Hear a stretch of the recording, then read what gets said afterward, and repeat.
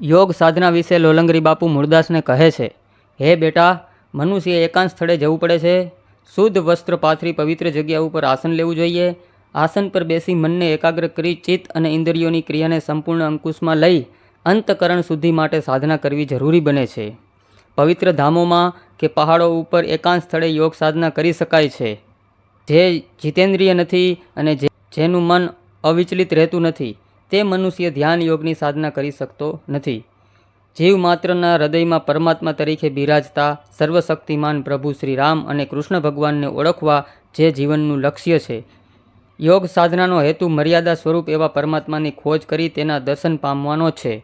યોગી બનવા માટે મનુષ્ય સર્વે ઇન્દ્રિયોનું સુખ છોડવાનો અભ્યાસ કરવો પડે છે, જેમાં જાતીય સુખ મુખ્ય છે. પછી જ યોગ સાધના કરી શકાય. પ્રજાને ભોળવવા માટે કરાતા આસનો અને યોગિક ક્રિયાઓ એ યોગ સિદ્ધિ નો જ કહેવાય.